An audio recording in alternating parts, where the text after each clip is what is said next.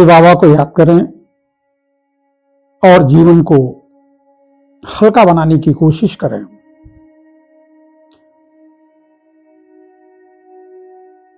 बहुत बड़ी बात जो हमारे रिश्तों में एक दरार का काम करती है और सारी जिंदगी, यानी लोग कह देते हैं मरते दम तक वो बात नहीं भूलेंगे।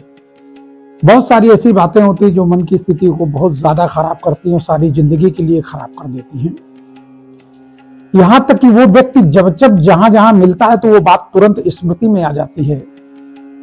जब कभी कहीं उस व्यक्ति की बात होती तब भी वो बात याद आ जाती है। और जब बात चुभी हुई होती है, दर्द होता है उसमें, तो कहीं ना कहीं हम उसके बारे में गलत कह भी डालते हैं। तो इस समस्या से कैसे बचा जाए? हमारी समझ में बात कोई छोटी बड़ी होती ही नहीं है। हमारी सोच बात को छोटा बड़ा बनाती है। जैसे अगर पड़ोसी गाली देता है तो महाभारत होने की पूरे चांसेस, पुलिस थाना कचहरी तक की तैयारी। परिवार में गाली गलौज होता है तो भी यही स्थिति आ जाती है। इसी हिसाब से अगर कोई सबल आदमी, पावरफुल आदमी, मान लीजिए मोहल्ले में दबदबा रखने वाला व्यक्ति हो, सांसद हो, विधायक हो, वो गाली दे दे, आप क्या करेंगे? या थाने में आपको गालियां पड़ जाएं तो क्या करेंगे?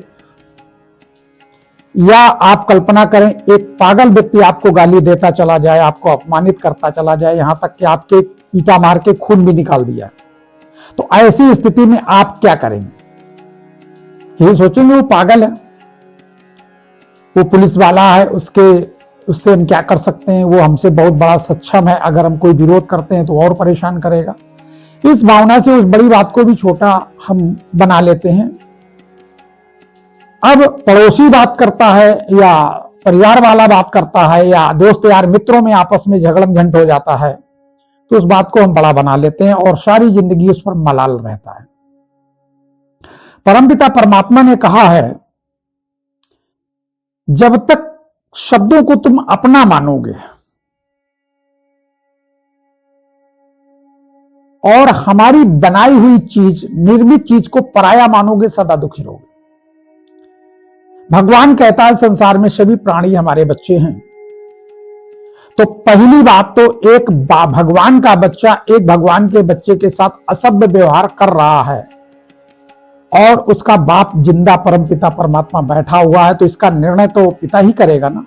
आप क्यों करने के लिए तैयार घूम रहे हैं? पहला विषय, इसको मानकर थोड़ा तसल्ली आपको लेना चाहिए। कायदे में तो पूरी लेना चाहिए, चलो नहीं होता तो थोड़ा ले लो।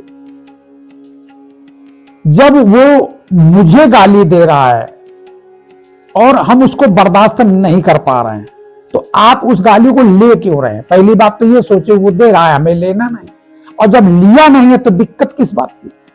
लेकिन हम जबरदस्ती ले लेते हैं। ये स्वभाव बन गया है, चूंकि कलयुग है ना, सबकी आत्माएं इतनी वीक हैं, कमजोर हैं कि हम तुरंत मैग्नेट की तरह वो बात अपनी तरफ आकर्षित कर लेते हैं और अपने आप में स्वीकार कर लेते हैं कि मुझे ही कहा गया और मेरे साथ ऐसा क्यों, मैंने तो कभी उम्मीद नहीं की थी, वगैरह वगैरह तमाम सारी बातों को लेकर हम उलझ जाते हैं।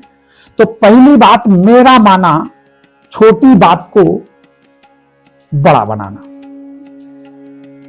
बहुत लोग रास्ते में असभ्य व्यवहार सफर में कर देते हैं, ट्रेन में कर देते हैं, तो क्या सबसे हम बदला लेने की कोशिश करते हैं, वहां हम कंप्रोमाइज करते हैं, कौन आएगा इतनी दूर केस और थाना कचहरी के चक्कर में। तो क्या अगल बगल अब नहीं बर्दाश्त कर सकते? तो कोशिश करें कि मेरे लिए इन शब्दों को से दूर रहें और सब बात भगवान को सौंप दें। अपने लिए कुछ भी न समझें। ये संसार है, वायुमंडल है, तमाम तरह के विकार यहां उड़ रहे हैं और बहुत ज्यादा गंदा नेगेटिव वाइब्रेशन चल रहा है, तो उसमें वो भी बात चली गई। तो ऐसा समझ के उसको हल्का होकर समझना चाहिए और सब बाबा को सौंप देना। बाबा, तेरे बच्चे ने, बाबा आपके बच्चे ने, बाबा अब भाई ने हमारे हमको ऐसा कहा अब आप जानो, आपका काम जाने, आपके पास ये निर्णय, हमें बहुत तकलीफ हुई लेकिन हमने अपने पिता से, परम पिता परमात्मा जो सर्वशक्तिमान, उससे शिकायत कर ली और तसल्ली हो गई। हम लोग थाने में जाके शिकायत ही तो करते हैं तो तसल्ली हो जाती है, कुछ होगा, कुछ तो फैसला होगा ही। वहां का त्वरित फैसला होता है, अगर सामने वाला मजबूत पड़ गया, ले लिया, तो आपका केस ढीला हो जाएगा, फिर ठंडे होकर बैठ जाते हैं।